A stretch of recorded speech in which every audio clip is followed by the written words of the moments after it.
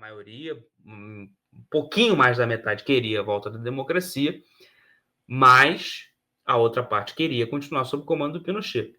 E isso é uma coisa interessante, porque quando você enriquece a população, geralmente o ser humano tende a abrir mão de coisas que são fundamentais na vida dele. Por exemplo, eu acho que o Bukele lá em El Salvador, e a gente fez uma live sobre El Salvador, a gente falou um pouco sobre El Salvador também, em outra live, né? Ele, de fato, conseguiu uma façanha, que é ele, acho que o El Salvador já está 1080 dias sem homicídio, 1082 dias sem homicídio. Era o lugar mais violento do mundo. E o cara chegou lá, política de tolerância zero, e hoje é um dos estados mais pacíficos do mundo. Mas é preocupante que as liberdades individuais estejam sendo atacadas. Mas não importa. O principal problema, sabe, daquele povo era a insegurança. E aí, não importa, porque eu digo para essa população. Então, essas pessoas abrem mão mesmo da liberdade individual. E a gente está vendo agora, é preocupante, sim. O Bukele tem falado até em corte de cabelo diferente, assim, não pode ser desse jeito, não pode ser assado. Mas é interessante você ver que quando há um problema muito grave, as pessoas topam, né, abrir mão de liberdades individuais e tudo mais, porque tá bom, tá? Tipo, naquele momento esse problema foi resolvido. Então, no caso de El Salvador, a segurança, no caso do Chile, era a pobreza. E, de fato, como eu falei, o Chile enriqueceu, mas em troca disso, o Pinochet atacou todas as liberdades individuais do ser humano e com coisas inimagináveis. Então, não dá para você tolerar isso. Existem caminhos melhores que não atacar suas liberdades individuais. Eu sempre falo isso. É possível se desenvolver sendo democrático. É possível ter segurança sendo democrático, tendo oposição e tudo mais. Isso é uma coisa que hoje está bem... Como é que eu vou dizer? Está bem mal trabalhado, mas é possível isso. Então, é algo interessante. Mas, enfim, o Pinochet sai do poder, né? E aí o Chile passa por governos diferentes, né? Outros mais à esquerda, outros à direita, e aí chega ao resultado eleitoral que aconteceu nesse domingo, né? Dia 20 de dezembro. 20 de dezembro não, 20 de dezembro, 16 de dezembro. E aí vamos lá. Vamos colocar aqui uma coisa.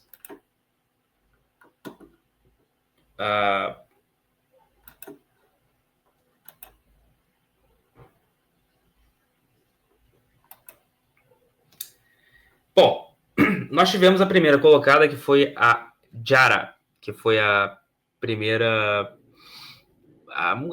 vamos dizer, a candidata do Boric, né? Gabriel Boric, que é o presidente de esquerda do Chile. Que é de esquerda, assim, vamos dizer, uma esquerda diferente da esquerda brasileira, esquerda colombiana, venezuelana. O Boric está mais ligado a uma esquerda do Partido Democrata, vamos botar assim. Ele é a esquerda chilena já não é dessa linha da Venezuela, da Colômbia, etc. Então a gente teve esse resultado aí, que é interessante, mas, obviamente, a candidata de esquerda irá perder, porque a gente teve o Cast, que vai ser o próximo presidente, com 23%, a Matei 15%, o Parisi 13%. Então, são todos candidatos de direita que apoiarão o Cast. E esse candidato, ele é um candidato de uma direita bem sinistra, uma direita bem, vamos botar, forte. E isso evidencia uma guinada à direita, e isso nós alertamos na outra live, que está passando na América Latina nesse momento. Aliás, o mapa eleitoral eu não consegui pegar, deixa eu ver se eu tenho aqui, da Câmara, mas vou botar de novo aqui, só para vocês verem aí o resultado. Apesar da candidata ter 31%, ela não vai passar disso, ela tem um teto, e os outros todos de direita vão se unir, então vão eleger o presidente de direita. Né? Muito provavelmente terá o segundo turno acontecerá, mas não será totalmente... Não vai ter como, ele vai ser eleito. Mas é interessante a gente analisar essa guinada direita, e o Chile fez a maioria no Senado e na Câmara, né? Então, eu não consegui pegar as cadeiras porque ainda não terminou totalmente as eleições, porque ainda tem, para divulgarem os mapas totais, você tem que ter no Chile você tem que ter o segundo turno completo, enfim. Mas a maioria era de direita, de deputados e senadores. São menos, acho que são pouco mais de 20 e tantos senadores, 30 e tantos, e poucos deputados também, assim, é um país pequeno, acho que com 8 milhões, 10 milhões de habitantes, mas maioria esmagadora na direita. E essa guinada à direita não é só no Chile, é uma guinada à direita na América Latina como um todo. E vamos aqui botar aqui uma outra situação, entender?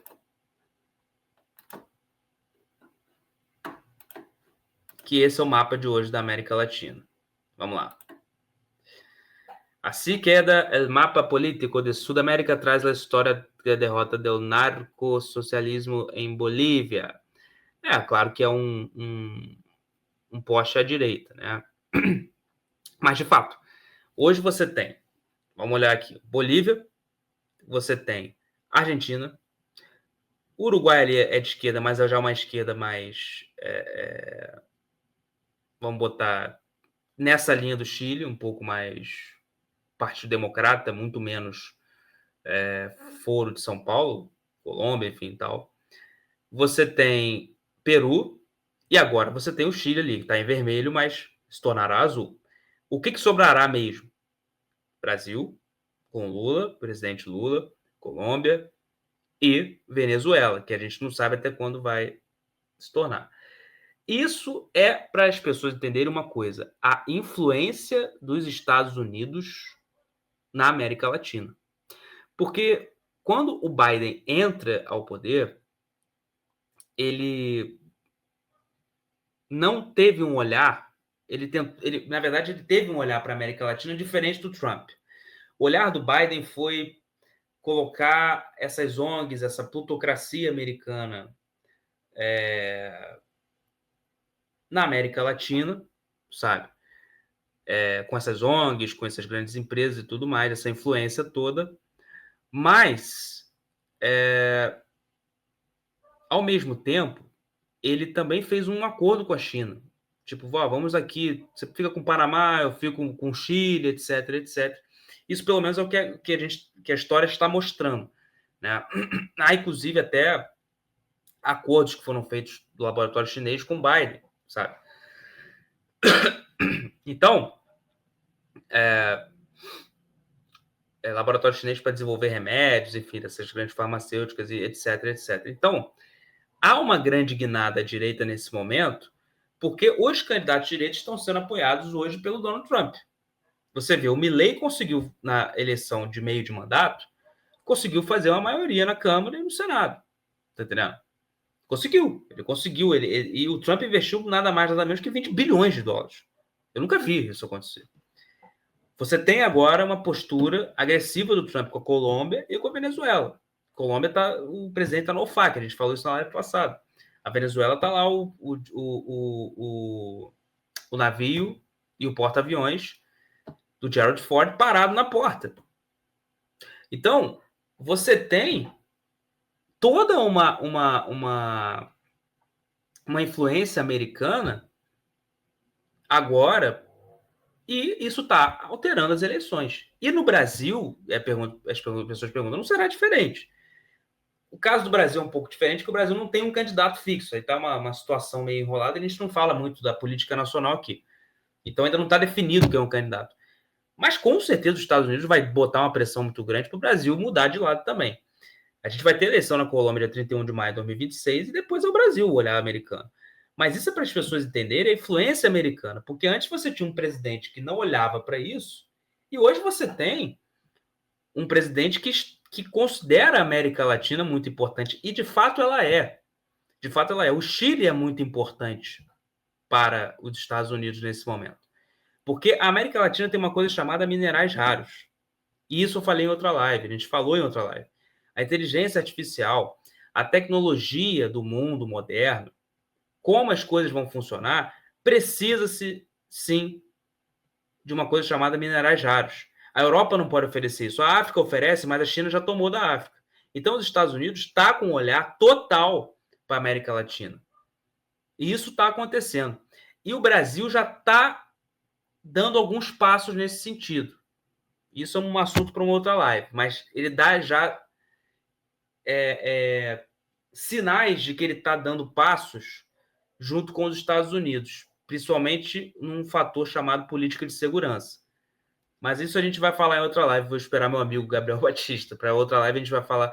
Vai ter uma live que a gente vai fazer um dia sobre segurança pública, né? Sobre as polícias do mundo. Eu acho que seria muito legal a gente fazer isso, porque isso envolve totalmente a geopolítica. Mas voltando aqui ao Chile, ele vai se tornar azul e demonstra, como eu falei, a influência americana, né? Para quem pensa que não.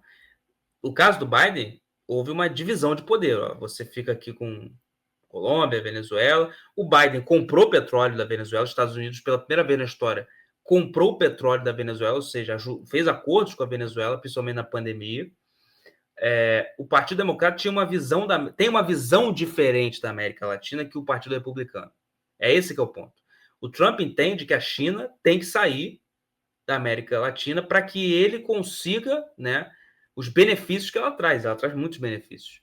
O Biden não. O Biden também consegue benefícios, mas ele acha que tem que entrar em acordo. Ah, mas a influência chinesa é tão grande assim? Sim, o Trump primeiro começa pelo Panamá. Quem sustenta o Maduro também é a China, não é só a Guarda Revolucionária Iraniana e o Grupo Wagner e tal. O Boric, ele já era mais ligado ao Partido Democrata. Por isso que quando sai o Biden, a primeira coisa que eu disse era que o primeiro a sair na América Latina, eu achava, era o Boric. O primeiro a entrar em crise. E entrou uma grande crise do governo dele.